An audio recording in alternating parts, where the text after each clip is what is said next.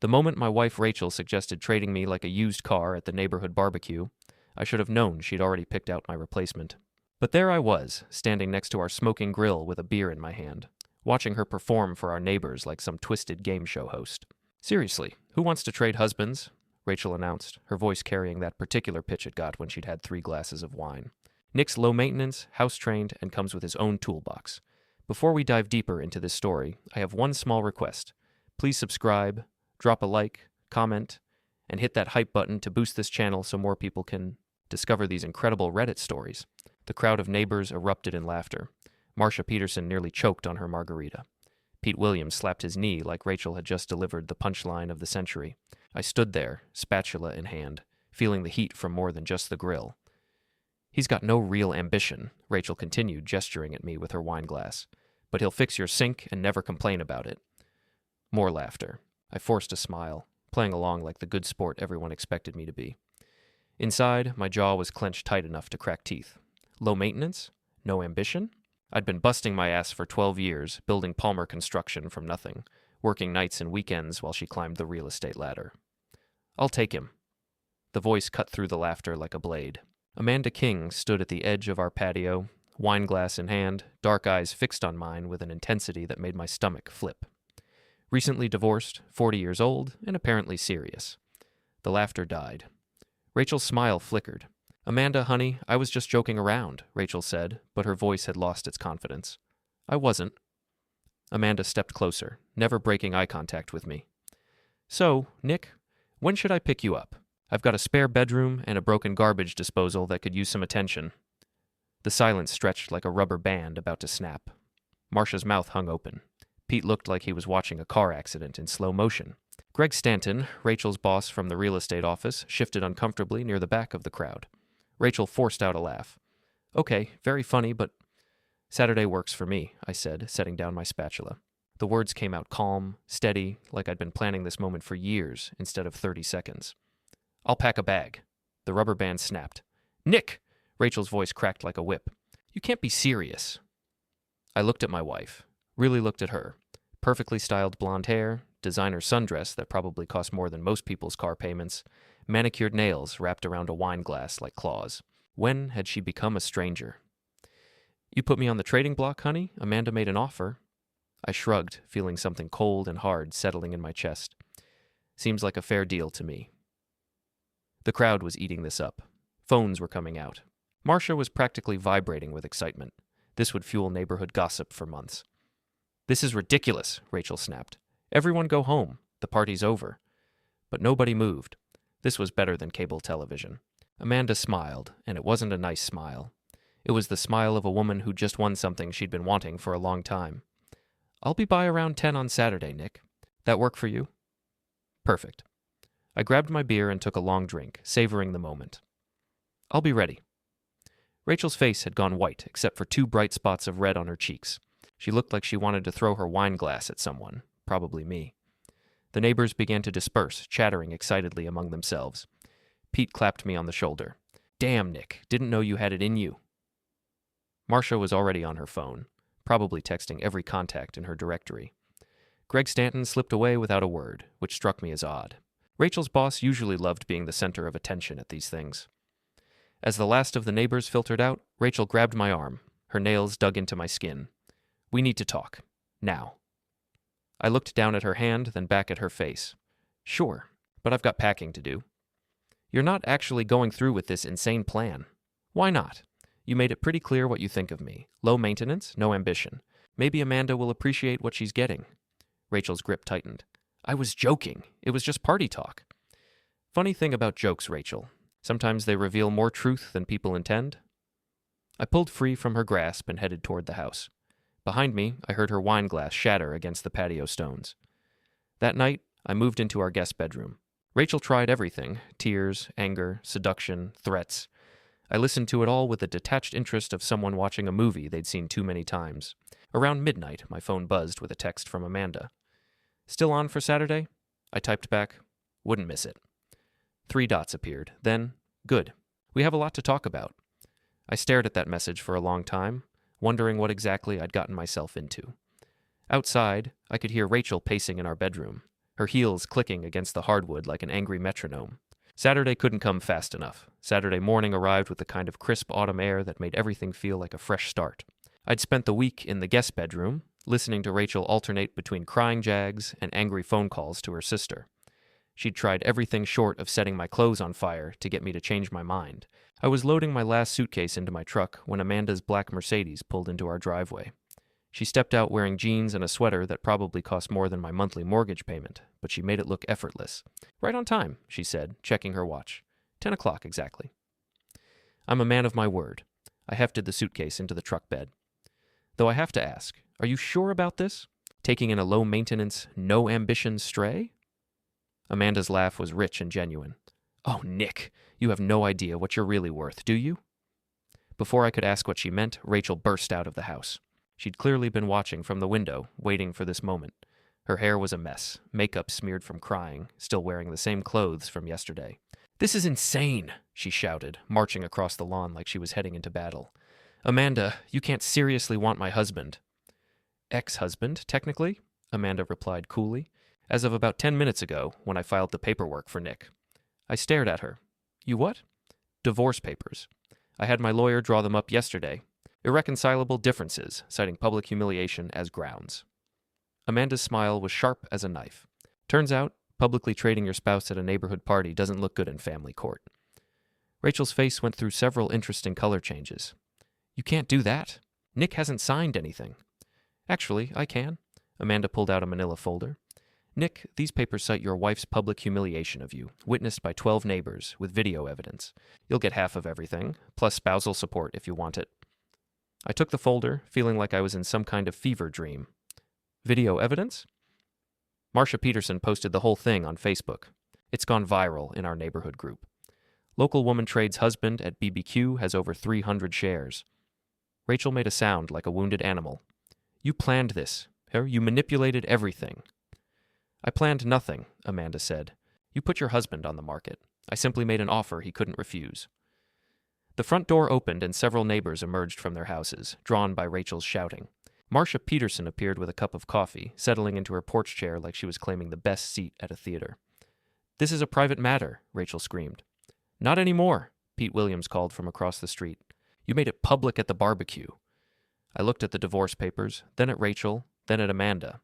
Something was happening here that I didn't fully understand, but for the first time in years, I felt like someone was on my side. Where do I sign?" I asked. Rachel lunged forward, trying to grab the papers. Amanda smoothly intercepted her, catching Rachel's wrist in what looked like a gentle grip but made my wife yelp in pain. "I wouldn't," Amanda said quietly. "Assault charges won't help your case." "My case? What case? He's my husband." "Was your husband? Past tense?" Amanda released Rachel's wrist. "Nick, my car or your truck?" "My truck. I'll follow you." As I climbed into the driver's seat, Rachel pressed herself against my window. "Nick, please, don't do this. I love you." I rolled down the window just enough to speak. "Funny. Yesterday you loved me so much you tried to give me away." "It was a joke. A stupid joke." "Yeah, well, I guess the joke's on you now." I started the engine and pulled out of the driveway, following Amanda's Mercedes down Maple Street. In my rearview mirror, I watched Rachel collapse onto the front lawn, sobbing. A part of me, a very small part, felt sorry for her. The rest of me felt free for the first time in years. Amanda's house was only 6 blocks away, but it might as well have been another planet. Where my house with Rachel was all sharp angles and modern minimalism, Amanda's place was warm and inviting. Hardwood floors, comfortable furniture, walls covered with actual books instead of designer accessories. "Welcome home," she said, leading me inside. "Your room is upstairs, second door on the right. Private bathroom, plenty of closet space." "Amanda, I have to ask, why are you doing this? We barely know each other." She poured 2 glasses of wine and handed me one. "We know each other better than you think, Nick. I've been watching you for 2 years, ever since I moved to this neighborhood." "Watching me?" "Watching how your wife treats you. How she dismisses everything you do, talks down to you in public, acts like you're some kind of burden instead of the man who built a successful construction business from nothing." I nearly choked on my wine. "How do you know about my business?" "Because I've been doing my homework.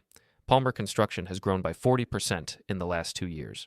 You've got contracts with 3 major developers and a waiting list 6 months long. Your wife thinks you're a failure because you don't wear a suit to work." I set down my wine glass, feeling dizzy. Rachel doesn't know about the contracts. I keep the business finances separate. Smart man, especially since she's been moving money out of your joint accounts for the past 6 months. The room tilted. What? Amanda pulled out her phone and showed me a series of screenshots. Bank statements, transfer records, account balances. Rachel had been systematically draining our savings, moving money into accounts I'd never seen before. How did you get these? Let's just say I have friends in useful places. Banking, legal, real estate. Amanda's smile was predatory. Your wife has been planning something, Nick. The barbecue trade wasn't a joke. It was a setup. My hands were shaking. A setup for what? To make you look like the bad guy. She humiliates you publicly, you react badly, she gets to play the victim in divorce court while keeping all the money she's already hidden. I stared at the bank statements until the numbers blurred. 12 years of marriage, and Rachel had been planning to destroy me. The woman I'd loved, supported, built a life with, she'd been setting me up like a bowling pin. There's more, Amanda said gently.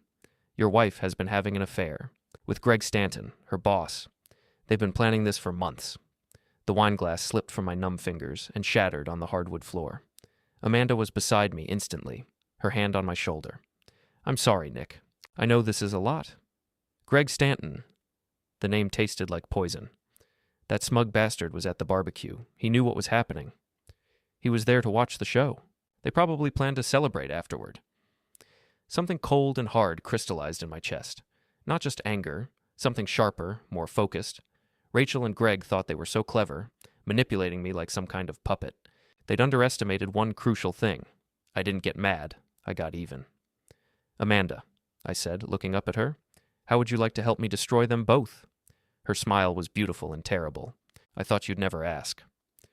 Amanda's dining room table looked like a war room by Sunday evening. Bank statements, legal documents, printed emails, and photographs spread across the mahogany surface like battle plans. My new temporary roommate, it turned out, had the organizational skills of a general and the ruthless efficiency of a corporate raider. The key, she said, pointing to a highlighted section of text, is that everything we do has to be completely legal. No property damage, no physical violence, no breaking and entering. We destroy them using only the truth. I studied the evidence she'd compiled. How did you get Greg's email records? His ex-wife, Patricia. Turns out Greg pulled the same cheating routine on her 3 years ago. She's been waiting for a chance to return the favor. Amanda's smile was sharp. Hell hath no fury, and all that. And you just happen to know Patricia? I make it my business to know things, Nick. Information is power, especially in a small community like ours.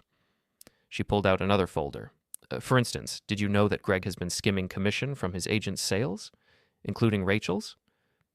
I leaned forward, interested. How much? About $15,000 over the past year. Rachel doesn't know. She thinks the missing money is just market fluctuations. But Patricia has all the documentation. So Greg's been stealing from Rachel while sleeping with her. That's almost poetic. It gets better. Rachel's been using the stolen money from your joint accounts to pay for hotel rooms where she meets Greg. She's literally funding her own affair with your money. The irony was so perfect, it almost made me laugh. Almost. What's our first move? Amanda pulled up the neighborhood Facebook group on her laptop. We start with social media. That video of the barbecue trade has been shared 47 times in the past 2 days. The comments are illuminating. She scrolled through the responses. Most of the neighbors were Team Nick, expressing outrage at Rachel's public humiliation of her husband. A few defended Rachel, saying it was just harmless fun. But the overall sentiment was clear. Rachel had crossed a line. Marcia Peterson has been particularly vocal, Amanda noted. She's appointed herself as the neighborhood's moral authority on the situation. Marcia's been waiting years for something this juicy to gossip about. Exactly. And gossip is a weapon, Nick. In a community like ours, reputation is everything. Rachel's career depends on people trusting her, liking her, wanting to work with her. What happens when that trust evaporates? I was beginning to understand Amanda's strategy. Her sales tank. Her sales tank. Her social standing crumbles. Her friends start avoiding her. And Greg, who's only interested in Rachel as long as she's useful to him, starts looking for an exit strategy. Which leaves Rachel isolated and desperate. Exactly. And desperate people make mistakes. Amanda pulled out her phone and showed me a text message thread. Rachel's been trying to reach you all weekend. 23 messages, 17 missed calls, she's panicking. I read through the messages. They started angry, moved to pleading, then back to angry, then to desperate. The final message, sent at 3 in the morning, was just, "Please come home. I'm sorry. I love you." "Too little, too late," I muttered. The question is, do we respond? Or do we let her stew? Before I could answer, my phone rang. Rachel's name appeared on the screen. "Answer it," Amanda said, "but put it on speaker." I swiped to accept the call. "Hello, Rachel." "Nick, thank God. I've been trying to reach you all weekend. We need to talk." "We're talking now." "I mean in person. This whole thing has gotten out of hand. The neighbors are treating me like some kind of monster." "Maybe because you acted like one." "It was a joke. How many times do I have to say that? I was drunk, I wasn't thinking clearly, and I said something stupid. But this, living with Amanda, filing divorce papers, this is insane." Amanda was taking notes, I noticed. Every word Rachel said was being recorded and documented. "What's insane," I said, "is finding out that my wife has been stealing money from our joint accounts for 6 months." Silence on the other end. "Then? What are you talking about?" $37,000, Rachel. Transferred to accounts I've never seen. Want to explain that?" I don't know what you mean. I haven't stolen anything." "Hotel receipts, restaurant charges, shopping sprees, all paid for with money you took from our savings without telling me. Those were... I needed... Nick, you don't understand." "I understand perfectly. You've been planning this divorce for months, hiding assets, setting me up to look like the bad guy. The only thing you didn't count on was me having friends who actually give a damn about me." Amanda smiled and gave me a thumbs up. "Friends?" Rachel's voice turned sharp. "You mean Amanda? Nick, she's using you. She's got some kind of agenda, and you're too blind to see it." "The only person who's been using me is you, Rachel. For 12 years, I've been your personal ATM, your handyman, your emotional punching bag. Well, guess what? The bank is closed. Nick, please, come home. We can work this out. I am home, and I'm exactly where I want to be." I hung up and looked at Amanda. She was still taking notes. "Excellent," she said. "Denial, deflection, and projection. Classic narcissistic response pattern. This recording will be very useful in court." "You recorded that?" "I record everything, Nick. Trust me, we're going to need documentation for what comes next." "Which is?" Amanda's smile was predatory. "Phase 2. We take this public." The next morning, Amanda and I drove to the local coffee shop where half the neighborhood conducted their daily business. It was a strategic choice. Maximum visibility, maximum gossip potential. We sat at a corner table, Amanda's laptop open, discussing business, in voices just loud enough to be overheard. Within minutes, Marcia Peterson had materialized at our table like a gossip-seeking missile. "Nick, how are you holding up, honey? This whole situation must be so difficult." "I'm doing fine, Marcia. Better than fine, actually. Amanda's been a lifesaver." "It's the least I can do," Amanda said, reaching over to squeeze my hand. "Nick deserves so much better than what he's been dealing with." Marcia's eyes lit up like Christmas morning. "You two seem very close." "We're getting to know each other," I said. "Turns out we have a lot in common." "Like what?" Amanda and I exchanged a meaningful look. "Well," Amanda said, "we both believe in honesty, in treating people with respect, in not airing private business in public." The dig at Rachel was subtle but unmistakable. Marcia caught it immediately. "Some people have no sense of decency," Marcia agreed. "Speaking of which, have you seen Rachel lately? She looks terrible. Dark circles under her eyes, hair a mess. I saw her at the grocery store yesterday, and she could barely make eye contact." "I'm sure she's processing everything," I said diplomatically. "Processing, that's one word for it. Though I have to say, the whole neighborhood is talking about how much happier you seem, like a weight's been lifted off your shoulders." "Funny how that works," Amanda murmured. By the time we left the coffee shop, I could practically see the gossip spreading through the neighborhood like wildfire. Marcia would tell everyone she met about our close relationship, our obvious happiness, our subtle criticism of Rachel's behavior. "Phase 2 complete," Amanda said as we walked to her car. "By tonight, everyone will know that you've moved on and Rachel is falling apart." "What's Phase 3?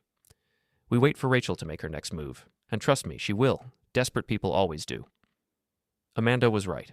That evening, as we sat in her living room planning our next steps, my phone exploded with notifications. Rachel had posted a long, rambling message on Facebook addressed to everyone who thinks they know what's really happening. The post was a masterpiece of self-destruction.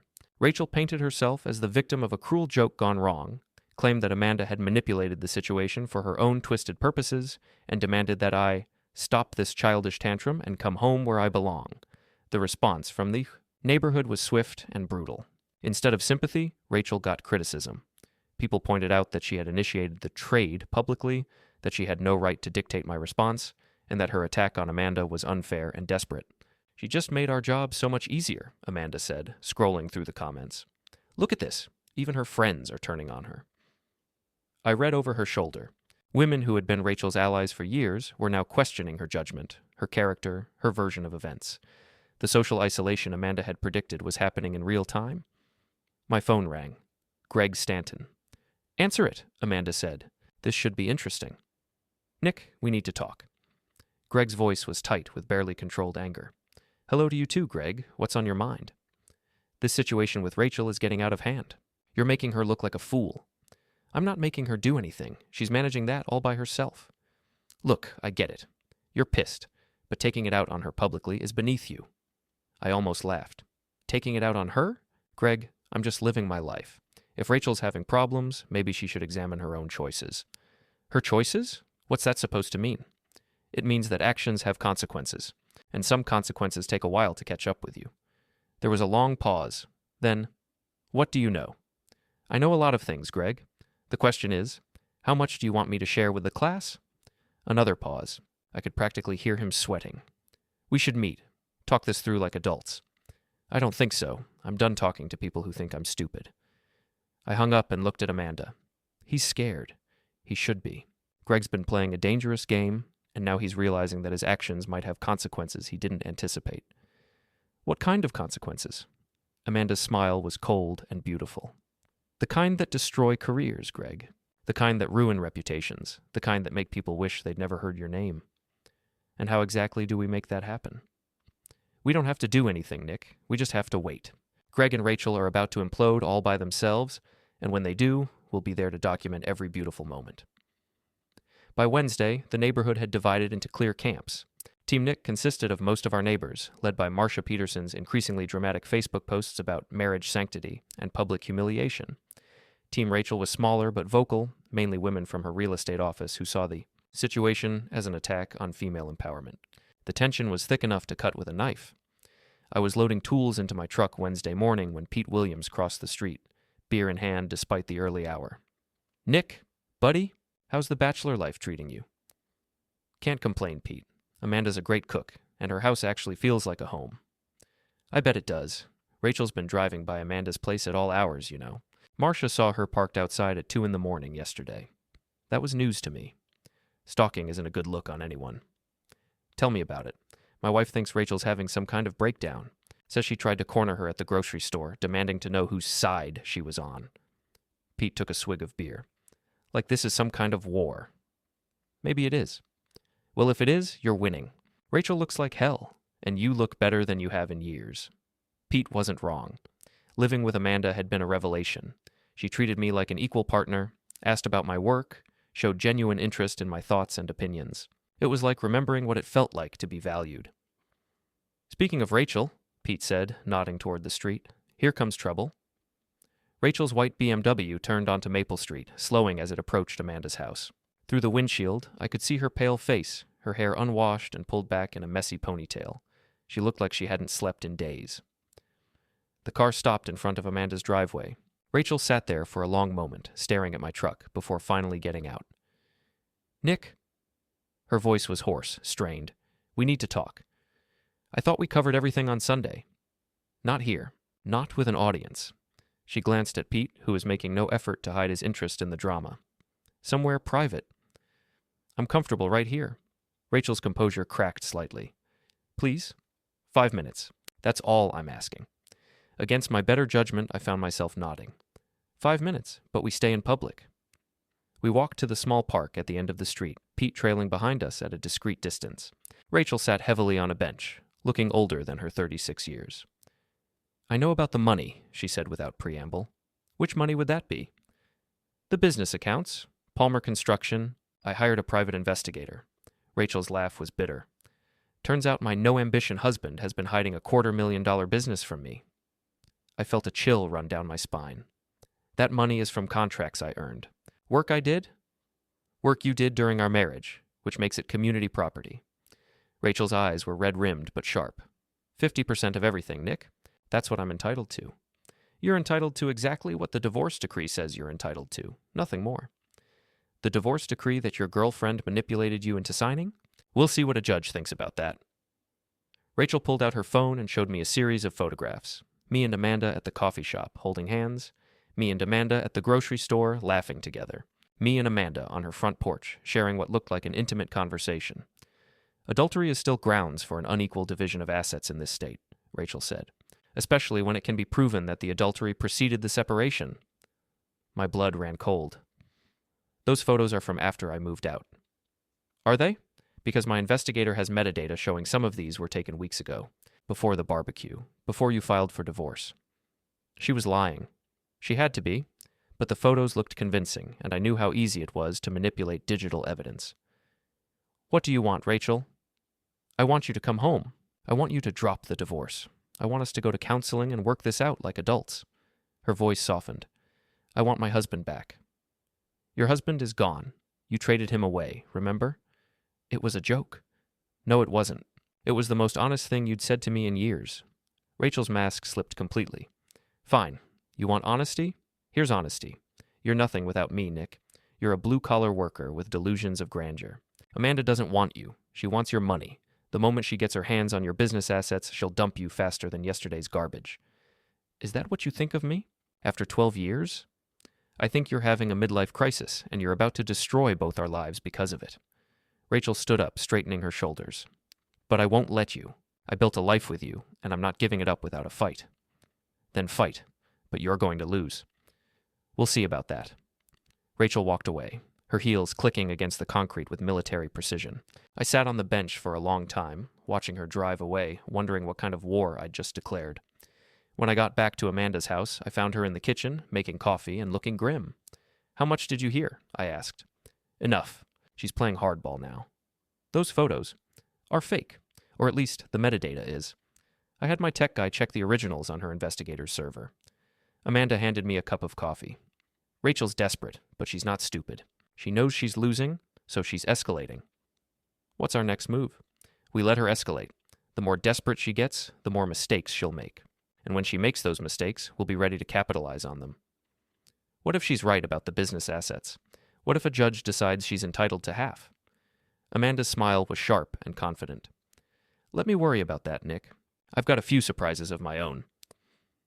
That evening, as if summoned by our conversation, Greg Stanton appeared at Amanda's front door. He looked nervous, sweating despite the cool evening air. We need to talk, he said without preamble. No, we don't. I started to close the door. It's about Rachel and the photos, and some things you need to know. I paused, then opened the door wider.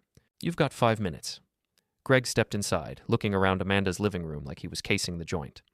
Nice place, very cozy. Cut the small talk, Greg. What do you want?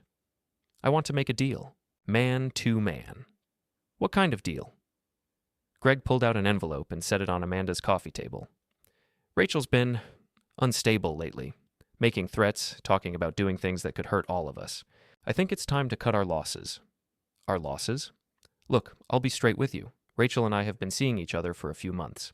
It started innocent, just work stuff, but it developed into something more. I never meant for it to go this far. I looked at Amanda, who was recording everything on her phone. Go on. The thing is, Rachel's gotten obsessive. About you, about me, about this whole divorce situation.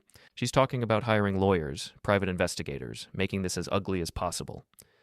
Greg's voice dropped. She's talking about accusing you of domestic violence, Nick.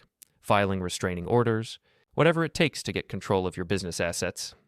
My hands clenched into fists. She wouldn't dare. She would. She's convinced herself that you've stolen money that rightfully belongs to her, and she's willing to destroy you to get it. And where do you fit into all this? Greg opened the envelope and pulled out a stack of documents. I don't. That's what I'm trying to tell you. Rachel's been using my name, my connections, my resources to build her case against you, but I never agreed to any of it. The documents were bank statements, hotel receipts, and credit card charges, all showing a pattern of Greg paying for Rachel's expenses over the past 6 months. I was trying to help her, Greg said. She said you were controlling the finances, that she didn't have access to money for basic necessities. I thought I was being a good friend. A good friend who was sleeping with her. That was a mistake, a big one, but I'm trying to make it right. Amanda finally spoke up. What exactly are you proposing, Greg? I'll testify on Nick's behalf in the divorce proceedings. I'll provide documentation showing that Rachel has been manipulating the situation from the beginning. I'll admit to the affair and take full responsibility for my part in this mess. In exchange for what? In exchange for Nick agreeing not to pursue any legal action against me. No alienation of affection claims, no interference with business relationships, no public exposure of my personal life. I studied Greg's face, looking for signs of deception. He seemed genuinely scared, but whether he was scared of Rachel or scared of the consequences of his own actions was unclear. I need to think about it, I said. Don't think too long. Rachel's meeting with her lawyer tomorrow morning. Once she files those domestic violence claims, this whole situation becomes exponentially more complicated. Greg left the documents on the table and headed for the door. I know I screwed up, Nick. I'm trying to do the right thing now. After he left, Amanda and I sat in silence, staring at the stack of papers. What do you think? I asked. I think Greg's more scared of Rachel than he is of us, which means she's planning something even worse than we thought. Domestic violence charges could destroy me. Even if they're proven false, the accusation alone would kill my business reputation. Then we need to move first. No more waiting for Rachel to make mistakes. It's time to go on the offensive. Amanda pulled out her laptop and began typing rapidly. I'm calling in some favors. By tomorrow morning, we're going to have everything we need to end this war once and for all. What kind of everything? The kind that makes Rachel wish she'd never heard your name. The kind that makes her beg for mercy. Amanda's smile was cold and beautiful. The kind that ensures she never bothers you again. I looked at the documents Greg had left, then at Amanda's determined expression, and realized that whatever happened next, there would be no going back. Rachel had declared war, but she'd made one crucial mistake. She'd underestimated the enemy. Thursday morning brought chaos in the form of a process server standing on Amanda's doorstep at 7 a.m. Rachel had made good on her threats, filing for an emergency restraining order based on claims of emotional abuse and financial intimidation. Mr. Palmer, you're being served. I took the papers with hands that barely trembled, though inside I was seething. The restraining order was temporary, pending a hearing in 3 days, but it was enough to freeze my business accounts and bar me from coming within 500 feet of my own house. She's good, Amanda said, reading over the documents. Vicious, but good. This restraining order effectively gives her control of all marital assets until the hearing. Can she do that? She just did, but she's also just made her first major tactical error. Amanda was already on her phone, calling in favors from what seemed like an army of contacts. Lawyers, private investigators, forensic accountants, and people whose job descriptions I didn't want to know. The beautiful thing about emergency restraining orders, Amanda explained as she made her calls, is that they require very specific evidence to maintain. Rachel's filing claims she can't prove, which means in 3 days, this whole thing collapses on her. What if she can prove them? She can't, because they're lies. And I have the documentation to prove they're lies. By noon, Amanda had assembled a legal team that looked like it could take on the Supreme Court. The lead attorney, Patricia Morrison, was a sharp-eyed woman in her 50s who specialized in high-conflict divorces. Your wife has overplayed her hand, Patricia said, reviewing Rachel's filings. These domestic violence claims are so vague and unsubstantiated that they border on perjury. But more importantly, she's opened the door for us to introduce evidence of her own misconduct. What kind of evidence? Patricia smiled. The kind that Amanda has been collecting for weeks. Bank records, hotel receipts, email communications, photographic evidence of her affair. Your wife wanted to make this ugly, Mr. Palmer. She's about to get her wish. That afternoon, we received an unexpected visitor. Greg Stanton appeared at Amanda's door looking like he hadn't slept in days. She's lost her mind, he said without preamble. Rachel's completely lost her mind. What happened? She showed up at my office this morning, screaming at me in front of clients. Said I betrayed her by offering to testify for you. She threw a coffee mug at my head and called me every name in the book. Greg sat down heavily in Amanda's living room. Then she went to my boss and told him we'd been having an affair. Said I'd been using company resources to fund personal relationships. I'm suspended pending an investigation. Sounds like Rachel's having a bad day, I said without sympathy. It gets worse. She's been calling my ex-wife, my friends, my clients. Telling everyone who'll listen that I'm a predator who seduces married women. She's trying to destroy my entire life. Amanda leaned forward.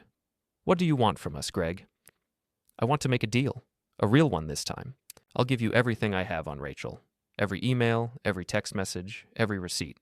I'll testify about the affair, the financial manipulation, all of it. In exchange, you help me prove that I was as much a victim in this situation as Nick was. Were you a victim, Greg, or were you a willing participant who got in over his head? Greg's face flushed. I was an idiot. I let Rachel convince me that Nick was this controlling, abusive husband who was keeping her trapped in an unhappy marriage. She played the victim so well that I actually believed her. And now? Now I realize that Rachel is the predator. She's been manipulating both of us from the beginning. I looked at Amanda, who nodded slightly. All right, Greg, you want to make a deal?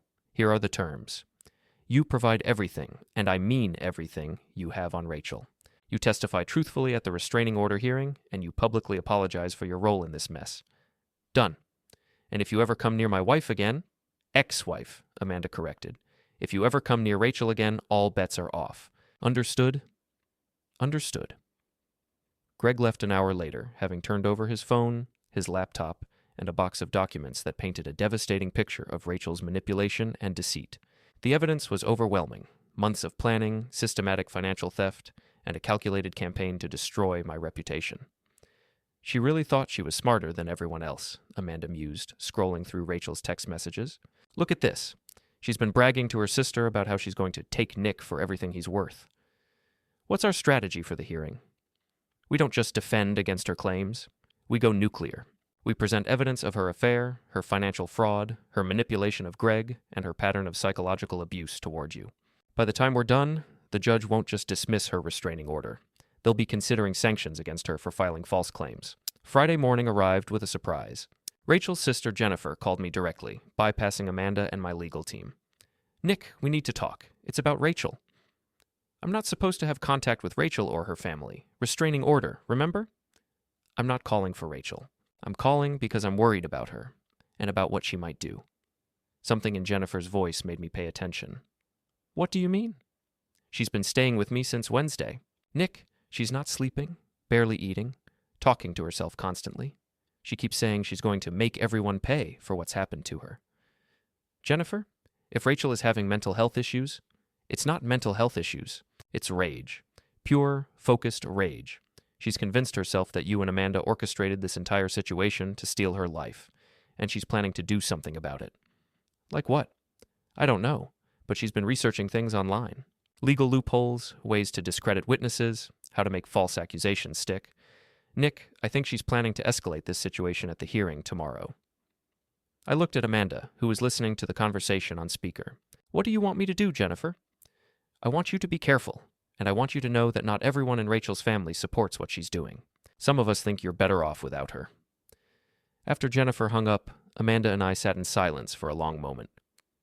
She's going to try something at the hearing, Amanda said. Something desperate. Like what? I don't know. But whatever it is, we need to be ready for it. Saturday morning, the courthouse was packed. Word of the hearing had spread through the neighborhood, and it seemed like half of Maple Street had shown up to watch the drama unfold. Rachel arrived with her attorney, looking composed and professional in a navy blue suit. But I could see the tension in her shoulders, the tight set of her jaw. She was coiled like a spring, ready to explode. The hearing began with Rachel's attorney presenting her case. Emotional abuse, financial intimidation, a pattern of controlling behavior that had escalated after she'd made an innocent joke at a neighborhood party. It was a compelling narrative, delivered with conviction and supported by carefully selected evidence. If I hadn't known the truth, I might have believed it myself. Then it was our turn. Patricia Morrison stood up and began dismantling Rachel's claims with surgical precision. Bank records showing Rachel's systematic theft of marital assets. Hotel receipts proving her affair with Greg Stanton. Email communications revealing her plan to manipulate the divorce proceedings. But the real bombshell came when Patricia introduced the recording of Rachel's phone call from Sunday night. Your Honor, I'd like to play a recording of a conversation between Mr. Palmer and the petitioner, recorded with Mr. Palmer's knowledge and consent under this state's one-party consent laws. Rachel's voice filled the courtroom. Nick, you don't understand. I don't know what you mean. I haven't stolen anything. The judge listened to the entire recording, her expression growing more stern with each passing minute. When it finished, she looked directly at Rachel. Mrs. Palmer, do you have any explanation for these inconsistencies in your testimony? Rachel stood up, ignoring her attorney's attempts to keep her seated. Your Honor, that recording was obtained illegally. My husband has been living with another woman, plotting against me, manipulating evidence. Mrs. Palmer, please sit down and let your attorney speak. No, I won't sit down.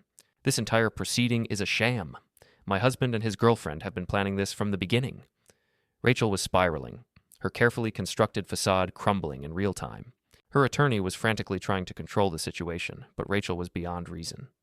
They stole my life. They destroyed my marriage. They turned my friends against me. And now they're trying to steal my money. Mrs. Palmer, you need to control yourself, or I'll hold you in contempt. Contempt? Contempt? I'll show you contempt. Rachel lunged toward our table, her face twisted with rage. Court security moved to restrain her, but not before she managed to grab a handful of documents and throw them in my direction. You think you've won? You think this is over? I'll destroy you, Nick Palmer. I'll destroy everything you care about. Security escorted Rachel from the courtroom as she continued screaming threats. Her attorney looked mortified, the gallery was buzzing with excitement, and the judge was clearly done with the entire situation. Based on the evidence presented today and the petitioner's behavior in this courtroom, I'm dismissing the restraining order immediately. Furthermore, I'm ordering a full investigation into the allegations of perjury and abuse of process. This hearing is adjourned. As we walked out of the courthouse, Amanda squeezed my hand. It's over, Nick. She can't hurt you anymore. But I wasn't so sure. Rachel's final threats had been delivered with the conviction of someone who had nothing left to lose. And in my experience, people with nothing left to lose were capable of anything. I was right to be worried. Sunday evening brought the calm before the storm. Amanda and I were celebrating our legal victory with takeout Chinese food and a bottle of wine when my phone rang. The caller ID showed my old home number. Rachel was calling from our house. Don't answer it, Amanda advised. But something made me pick up. Maybe it was curiosity. Maybe it was concern. Maybe it was the need to finish what we'd started. Hello, Rachel. Nick? Her voice was eerily calm, completely different from the screaming woman who'd been dragged out of the courtroom. I want to make a deal. We're past the point of deals. Are we? Because I'm sitting in our house, my house now, since the restraining order has been dismissed, looking at some very interesting documents. I felt a chill run down my spine. What kind of documents? Business contracts, financial records, tax returns. Amazing what you can find when you really look, isn't it? Amanda was already on her laptop, accessing the security cameras she'd had installed at my old house. The feed showed Rachel sitting at my desk, surrounded by papers and files. Those are private business documents, Rachel. You have no right to access them. I have every right. We're still married, Nick, which means I have a legal claim to everything in this house, including your precious business records. What do you want? I want you to come home, tonight, alone. We're going to have a conversation about the future. I'm not coming anywhere near you. Yes, you are. Because if you don't, these documents are going to find their way to the IRS, along with some very interesting questions about unreported income and fraudulent deductions. My blood ran cold. There was nothing fraudulent about my business practices, but I knew how tax audits worked. Even if I was completely clean, the investigation alone could destroy Palmer Construction. You're bluffing. Am I? Check your email. I opened my laptop and found a message from Rachel containing scanned copies of my business tax returns, highlighted to make legitimate deductions look suspicious. She'd also included a draft letter to the IRS alleging systematic tax fraud. You have 1 hour, Nick. Come alone, or these documents get filed first thing Monday morning. The line went ended. She's lost her mind, Amanda said, studying the security feed. Look at her. She's not even trying to hide what she's doing. On screen, Rachel was methodically photographing every document on the desk, building her case for financial fraud that didn't exist. I have to go, I said. Absolutely not. It's obviously a trap. If she files those IRS complaints, it'll take years to resolve. My business will be destroyed, my reputation ruined, my clients will run for the hills. Then we call the police. She's making threats, engaging in extortion. With what proof? She's in her own house, looking at documents from a business she has a legal claim to as my wife. No prosecutor would touch this. Amanda was quiet for a long moment, thinking. Then, if you're going, you're not going alone. She said to come alone? She said to come alone. She didn't say anything about backup. 20 minutes later, I was parked outside my old house while Amanda coordinated with a surveillance team she'd somehow assembled on short notice. The house was dark, except for the light in my home office. Remember, Amanda's voice crackled through the earpiece she'd given me.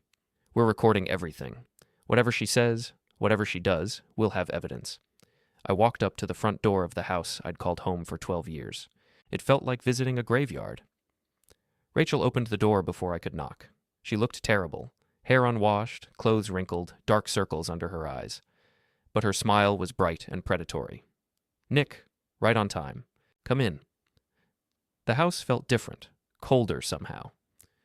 Rachel led me to the office, where she'd arranged my business documents in neat piles across the desk. "Impressive operation you've been running," she said, settling into my chair.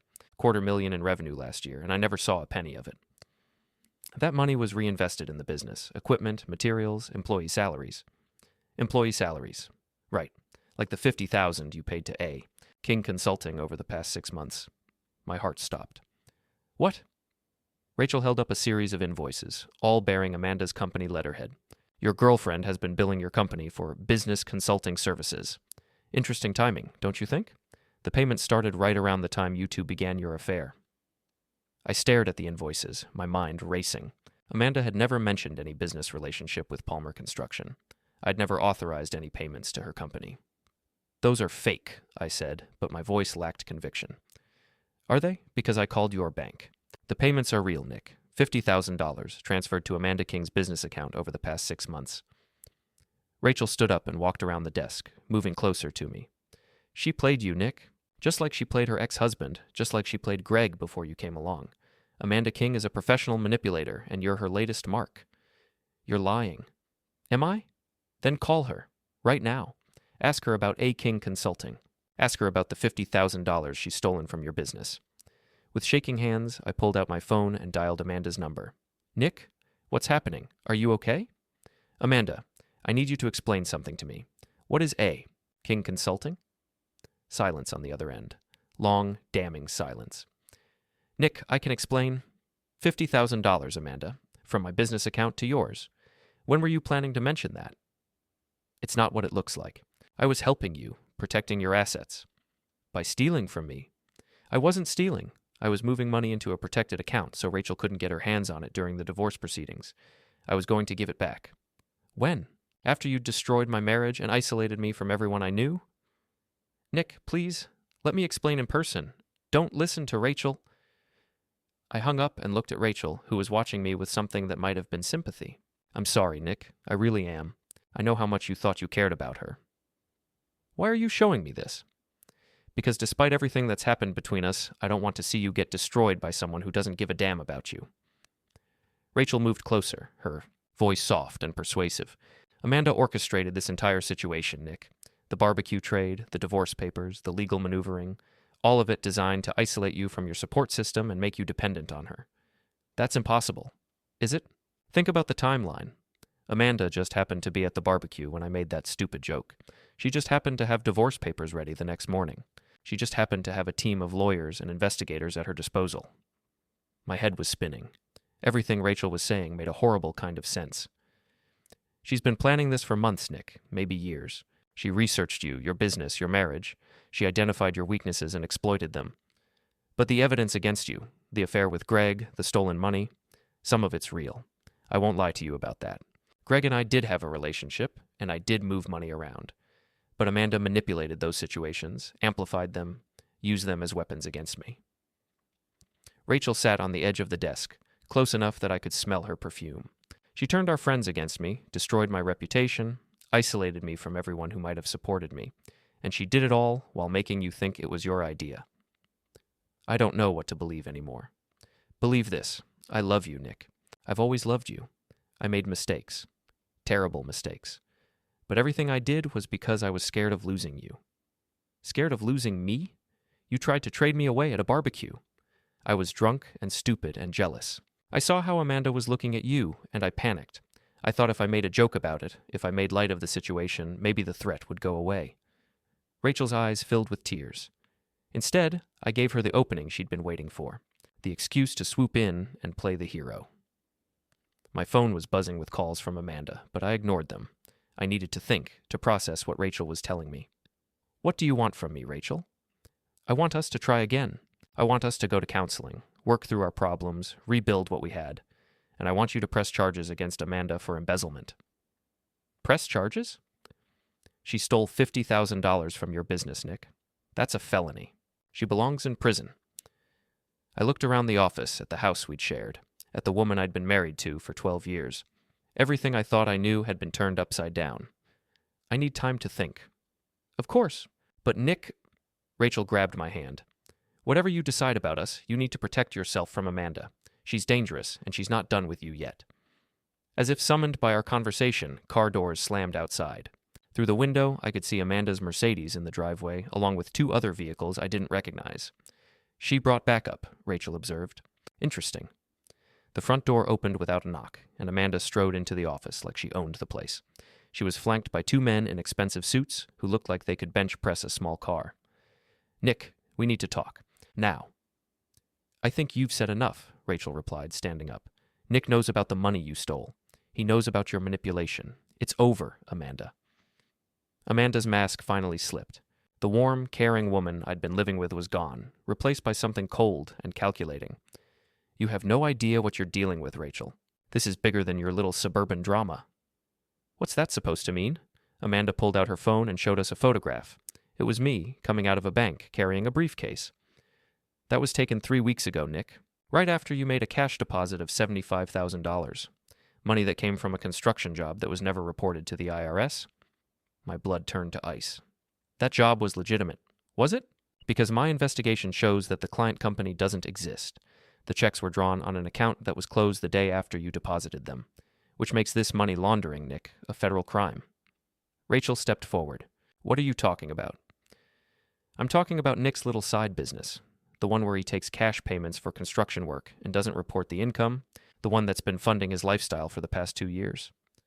"That's not true," I said, but my voice sounded weak, even to me. "Isn't it? Then explain the $75,000 in cash. Explain the offshore accounts. Explain the shell companies." Amanda's smile was sharp as a blade. "You see, Nick, I didn't just steal $50,000 from your business. I've been documenting your illegal activities for months, building a case, and now I have enough evidence to send you to federal prison for the next 10 years. "Unless?" Rachel asked. "Unless Nick agrees to sign over Palmer Construction to me, all of it. In exchange, I'll make the evidence disappear, and he can walk away with his freedom." The room was silent except for the sound of my heart pounding. Everything I'd built, everything I'd worked for, was about to be destroyed by a woman I'd trusted with my life. "You have 24 hours to decide," Amanda said. "Sign over the business or spend the next decade in federal prison."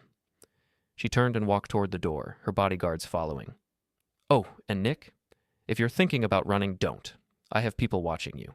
People who are very good at finding people who don't want to be found." After they left, Rachel and I sat in silence for a long time. "I'm sorry," she finally said. "I'm so sorry I brought this into our lives." "How could I have been so blind?" "Because she's a professional, Nick.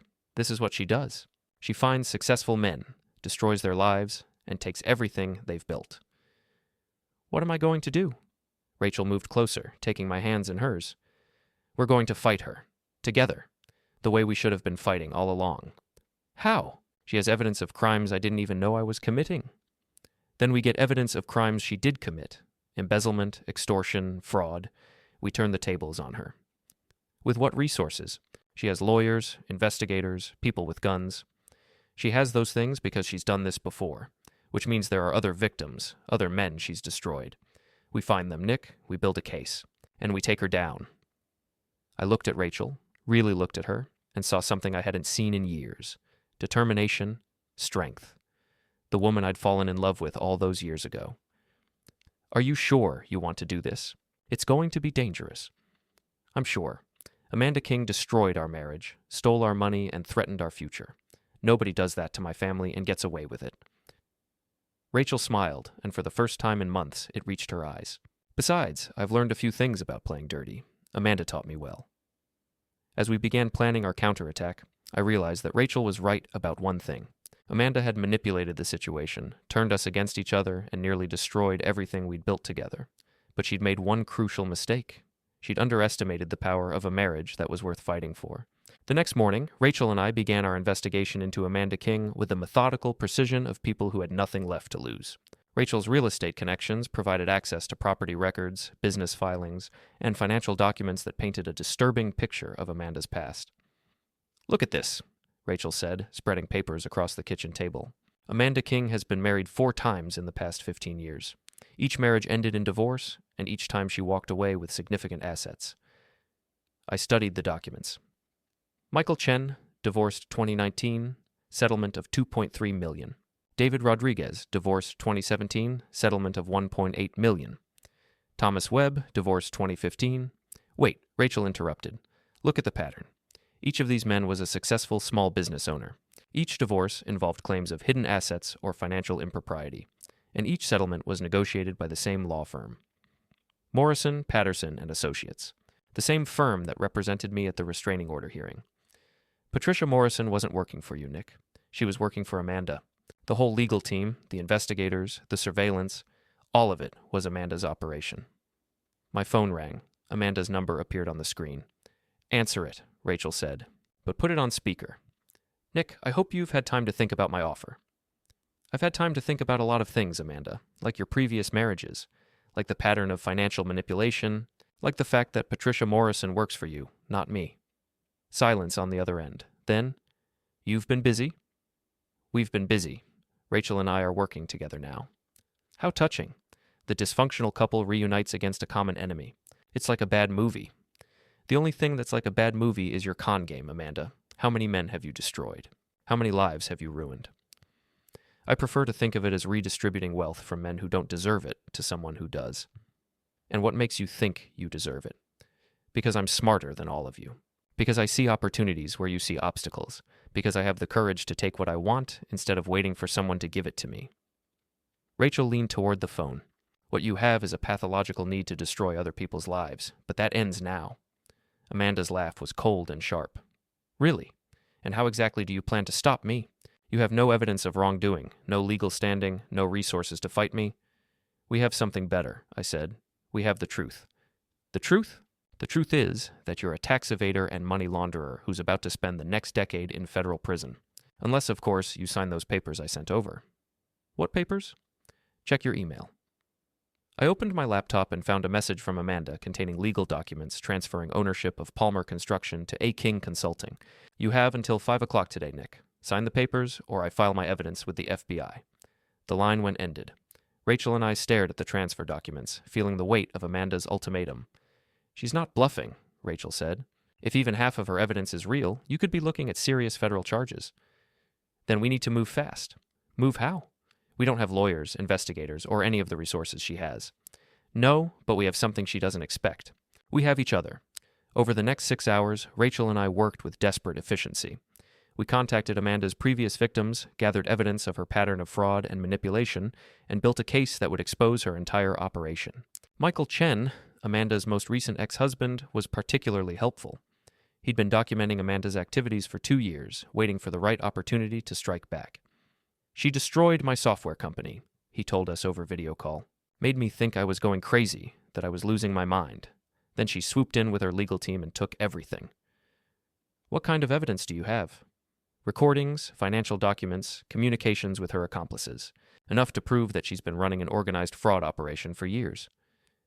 Will you testify against her? I've been waiting for someone to ask. By 4 o'clock, we had statements from 3 of Amanda's victims, documentation of her. Fraudulent business practices, and evidence that her supposed investigation of my finances was based on fabricated documents. At 4:30, we walked into the FBI field office downtown. At 4:45, Amanda called.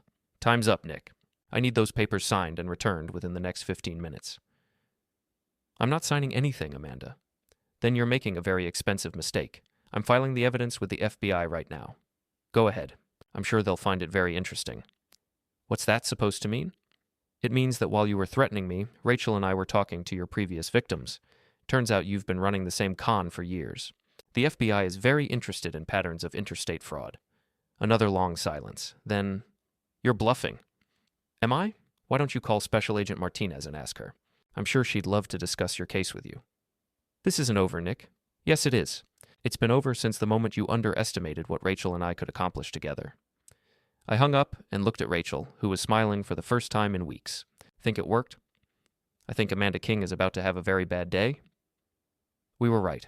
Within 2 hours, the FBI had raided Amanda's house, her office, and her lawyer's office. By evening, Amanda and Patricia Morrison were in federal custody, charged with conspiracy to commit fraud, extortion, and money laundering. The local news ran the story as their lead item. Local woman arrested in multi-million-dollar marriage fraud scheme. Rachel and I watched the coverage from our living room together for the first time in weeks. I can't believe it's over, Rachel said, curled up next to me on the couch. It's not over. We still have a lot of work to do.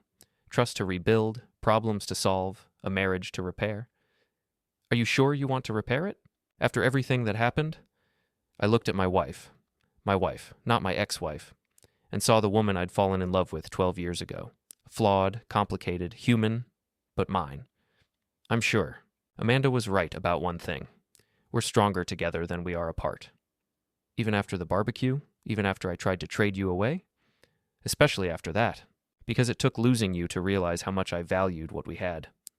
Rachel kissed me, and it felt like coming home after a long, difficult journey. So, what happens now? Now we rebuild.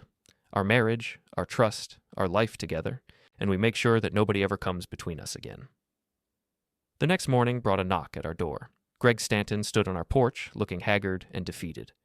I wanted to apologize, he said, for everything. The affair, the manipulation, the way I let Amanda use me against both of you. Apology accepted, I said, but that doesn't mean we're friends. I understand. I just wanted you to know that I'm leaving town. New job, fresh start. I won't bother either of you again. After Greg left, Rachel and I sat on our front porch, watching the neighborhood wake up. Marcia Peterson waved from across the street. Pete Williams raised his coffee mug in salute. Think they'll ever stop talking about us? Rachel asked. Are you kidding? This story will be neighborhood legend for decades. Good. Let it be a warning to anyone who thinks they can destroy a marriage from the outside. I took Rachel's hand, feeling the weight of her wedding ring against my palm. You know what the funny thing is? Amanda was right about one thing. I was undervalued in our marriage, but not by you, by myself. I let myself believe that I wasn't worth fighting for. And I let myself believe that you'd always be there, no matter how badly I treated you. We both learned some hard lessons. The important thing is that we learned them together. Rachel smiled and squeezed my hand. So, Mr. Palmer, what do you say we go inside and start rebuilding our life? I thought you'd never ask, Mrs. Palmer. As we walked back into our house, our home, I realized that sometimes the best revenge isn't destroying your enemies. Sometimes it's proving them wrong by building something stronger than they ever thought possible. Amanda King had tried to trade up by destroying our marriage. Instead, she'd given us something more valuable than she could ever understand. She'd given us a second chance.